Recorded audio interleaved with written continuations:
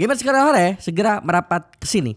Karena di masa transisi dari RTX 40 ke 50 series sekarang, banyak laptop gaming mulai dari 2050 sampai 4060 yang lagi turun harga cukup ekstrim.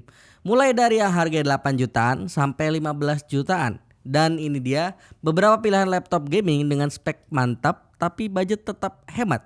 Yuk kita mulai videonya.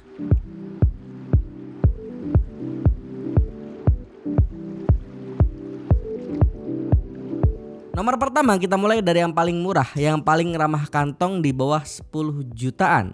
Ada 4 kandidat yang bisa dibilang lumayan menarik. Pertama, MSI Titan 15 di angka 8,8 jutaan, Nitro V15 di angka 9 jutaan, Axio Pongo 725 di angka 9,3 jutaan, dan Asus TUF Gaming A15 FA506 FNFR yang sekarang harganya tinggal di angka 9,7 jutaan. Dari yang sebelumnya 11 jutaan rupiah saat kita review produk ini. Keempatnya pakai GPU RTX 2050, tapi setelah gua bandingin, gua analisa, gua telisik gitu ya. Pilihan gua jatuh ke dua laptop. Yang pertama Axio Pongo 725 sama TUF Gaming A15 FA506 NFR. MSI Titan gua eliminasi karena sistem coolingnya masih single fan dan itu bikin gampang panas nih laptop.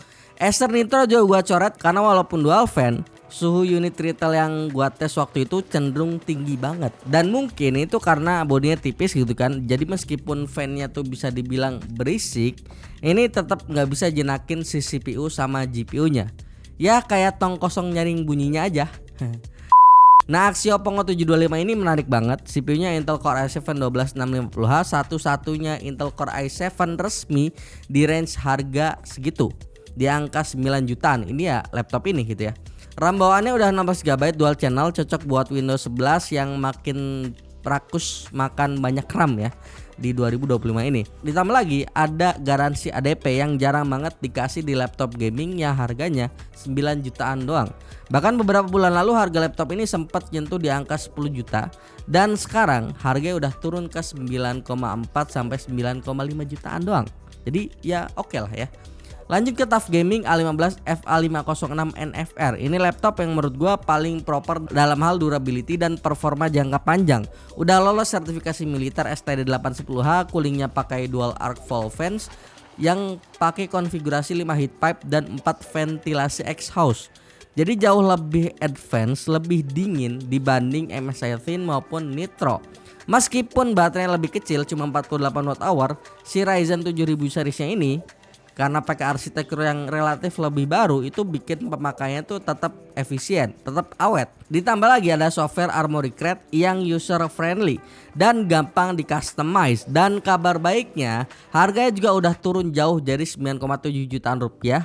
Padahal saat gua review unit laptop ini itu awalnya tuh harganya di angka 11 jutaan rupiah. Dan by the way, gua nemu salah satu laptop yang sangat-sangat unik, bos.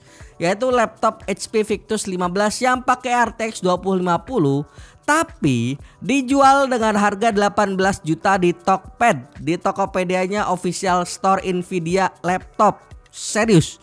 Itu kayaknya admin yang ngetik ngantuk kayaknya ya. Mau ngetik 10 juta gitu kan, kegeser, kepencetnya jadi 8, jadi ketulisnya 18 juta rupiah. Ini ya semoga segera diperbaiki dan segera sadar ya adminnya, ownernya juga segera sadar biar diingetin gitu ya. Tapi ya jangan sampai dipecat ya, tolong ya ownernya, karena sekarang pekerjaan susah gitu ya, lowongan kerja juga susah sekarang ya. Apalagi ya nggak semua orang gitu kan bisa dapat kerjaan dari bapaknya gitu kan, kayak di negeri Konoha gitu ya. Kedua, di segmen laptop yang pakai RTX 3050 yang harganya di kisaran angka 10 sampai 11 jutaan. Yang menurut gua ya worth it itu ya. Karena kalau di atas itu pakai 3050 gua rasa kayaknya bakal mikir-mikir sih mau ambil laptop gaming RTX 3050 di harga segitu ya. Gua rangkum ada 5 opsi yang menarik ya di antara banyak pilihan laptop gaming di angka segitu. Pertama, Colorful Evolve X15 XS. Kedua, Asus Gaming K16 K3605 V-Chip. Ketiga, HP Victus 15 FA2716TX. Selanjutnya ada Lenovo Log 15 IAX91JID. Dan terakhir ada Lenovo Log Essential. Nah, dari 5 itu jujur yang paling gue favorit cuma 2 sih. Pertama si Colorful Evolve X15 XS. Kalau nggak mikirin after sale sama bonusan OHS, ini laptop tuh udah layak banget buat dilirik dan dipinang. Desainnya unik, build quality-nya solid, layar juga udah oke meskipun belum 100% sRGB. Tapi yang bikin menarik nih laptop, dia pakai Intel Core i5 12500H, prosesor yang masih ngebut banget di 2025 ini. Dan dari awal rilis di 2023, i5 12500H ini memang jadi salah satu Core i5 terbaik di zamannya, yang bahkan sekarang bisa dibilang mungkin jadi primadona di kelas entry level ya.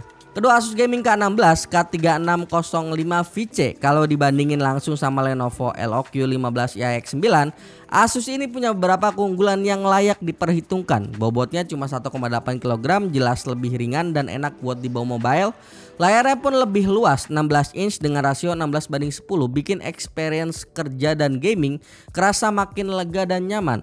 Coolingnya juga udah proper meskipun gak seagresif TUF series, tapi tetap adem saat main game-game berat. RAM-nya 16GB DDR4 dan gua rasa perpaduan CPU dan GPU-nya ini secara spek udah balance ya. Dan ya yang paling penting harganya lebih ramah kantong. Lenovo Log tuh tembus di angka 11,7 juta, sedangkan Asus K16 masih di angka 10,9 jutaan. Dan bahkan dengan spek yang identik dan RAM yang lebih gede, Asus Gaming K16 ini lebih murah dari HP Victus 15 FA2716TX yang secara spek itu ya hampir sama. Dan kalau lu emang penggemar Lenovo banget ya dan udah fix mau pilih LOQ, gimana pun problematika yang ada gitu ya, gimana pun orang ngomong apa, pokoknya gua mau Log. Nah, tapi kebutuhan utamanya buat kerja dan gaming ya, jadi gamingnya tuh cuma selingan doang. Ini ada salah satu varian yang bisa dilirik juga, yaitu Lenovo Log 15 Essential. Dibanding sang abang, dibanding sang kakak, laptop ini lebih ringan dan ramping. Beratnya 1,77 kg, jauh lebih nyaman buat yang sering mobile. Layarnya tetap 144Hz dan udah 100% sRGB, tapi tampilannya lebih clean. Cocok buat yang ogah punya laptop yang terlalu gaming banget. Dari si performance pun oke.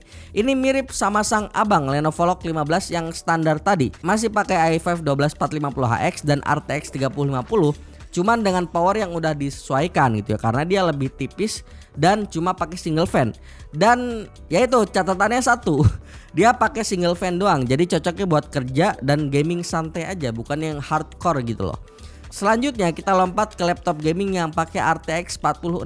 Kenapa 4050 dilewat bang? Karena ya menurut gua emang nanggung gitu loh positioning dari 4050 ini. Bedanya tipis dari si harga dan bahkan ada laptop 4050 yang lebih mahal dibanding laptop gaming yang pakai RTX 4060. Tapi si 4060 itu sendiri secara performance meningkatnya berasa gitu loh. Udah lumayan jauh. Jadi ya better langsung aja fokusin ke RTX 4060 gitu kan menurut gua ya. Pertama yang paling menarik ya apalagi selain Axio Pongo 760 V2, laptop gaming lokal yang emang jualannya spek banget coy. i7 13 Gen 13620H RTX 4060 udah ada ADP, RAM 16GB yang udah dual channel yang bisa di up sampai 64GB, layar 144Hz, 100% sRGB. Jadi ya itu hal yang beneran dijual tuh ya sama Axio, pokoknya spek doang gitu ya. Dibandingin sama laptop lain dengan spek utama yang identik, si MSI Katana 15B13 VFK ini lebih murah sekitar 800 sampai 1 jutaan. Bedanya apa? Tipis, dan itu pun sama sekali menurut gua ya nggak ngaruh ke performance, lebih ke experience aja kayak keyboardnya gitu kan. Si Katana ini RGB sih emang, tapi apakah RGB bisa nambahin FPS? Tentu tidak. Nah kedua, layar. Si Katana ini layarnya emang bagus sih, QHD gitu kan alias 2,5K ya. 100% isi IP3, cuma ini kan ngaruhnya lebih ke experience penggunaan bukan ke performance. Intinya yang mau price to performance-nya maksimal dapat banget ya, mungkin Pongo 760 V2 masih jadi pilihan yang menurut gue salah satu yang terbaik di harga segini. Salah satu loh ya, enggak yang terbaik banget ya. Dan kalau lu nggak mau Axio karena mungkin ada trust issue sama brand lokal atau apalah gitu ya, maybe pilihan yang menarik ada Lenovo Log 15 ARP9 yang pakai Ryzen 7 7345HS. Yang dari data yang gua punya dibanding si Core i7 13620H dari si performance ya emang lebih kencang i7 sih yang dipakai sama Pongo. Cuma ya wajar, harganya rata-rata di e-commerce emang lebih murah si Lock ini, dan si Pongo 760 V2 tadi lebih mahal dikit. Dan satu catatan lagi, si LOQ ini, yang ini tuh unit yang ini bawaannya itu masih single channel 12 GB. Jadi ya udah mas 1 RAM-nya gitu ya. Ketersediaan modul RAM 12 GB single channel ini di pasaran nggak sebanyak RAM standar 8 GB single channel lain yang dipakai sama laptop gaming sekelas macam Axio Pongo 760 ya. Yang mungkin jadi poin keunggulan utama si LOQ ini dibanding Pongo menurut gua lebih ke build quality sih. Kita harus akui ini laptop bagus banget. Dari si build quality di angka 15 jutaan, salah satu yang terbaik lah gitu ya dibanding beberapa laptop lain yang udah gue sebut. Selanjutnya di harga 15 jutaan kecil alias 15,2 jutaan. Kalau lu cek di Nvidia official store di Tokopedia ataupun Shopee, lu bakal nemuin HP Victus 15 FB2999AX sama MSI Cyborg 15 yang harganya mirip-mirip itu tuh di 15,2 jutaan. Yang menurut gua yang lebih worth it di antara keduanya itu ya HP Victus 15 FB2999AX sih, yang jelas lebih unggul dibanding si MSI Cyborg tadi yang harganya selevel. Kenapa? Pertama karena TGP yang dibawa lebih tinggi 75 watt dibanding si MSI Cyborg yang punya TGP di 45 watt doang. Jadi powernya bakal lebih keluar, lebih stabil dan lebih reliable untuk main game AAA di 1080p. Dari sisi layar juga Victus juga lebih terang karena panel IPS-nya punya brightness sampai 300 nits dibanding Cyborg yang mentok di 250-an nits doang. Dan warnanya pas gua review ini yang si Cyborg nih cenderung agak pudar ya, ada agak kuning gimana gitu loh. Jadi kurang cocok buat para content creation maupun para editor. Coolingnya juga beda jauh ya. Victus pakai dual fan dengan desain thermal yang lebih matang. Sementara Cyborg kelihatan masih single fan doang. Dan itulah kenapa laptop ini potensi untuk throttlingnya lebih tinggi saat dipakai full load, entah itu untuk gaming maupun untuk harian. Nah itu dia tadi deretan laptop gaming pilihan yang emang secara harga lagi drop di pertengahan tahun 2025 ini. Semoga ya ada lah ya salah satu laptop gaming yang mungkin cocok buat kebutuhan kalian. Jadi kalau misalnya kemarin masih pusing mau cari yang mana, karena gua udah share highlight kelebihan dan kekurangan laptopnya, mestinya udah ketemu titik terangnya gitu. Dan kira-kira menurut kalian perlu nggak dibuatin part 2 nya yang bahas di angka 15 sampai 30-an juta gitu ya, atau udah skip aja gitu ya karena harga segitu. Udah ada yang pakai RTX 50 series. Komen aja di bawah. Like, share, subscribe channel ini sebagai bentuk dukungan dan semangat untuk kami. Kunjungi terus pemsel.com agar dapat melihat perkembangan teknologi khususnya di bidang IT. Join Discord server dan follow sosial media kami di kolom deskripsi. Sekian dulu, gua Yusril. Sampai jumpa di video selanjutnya. Bye bye.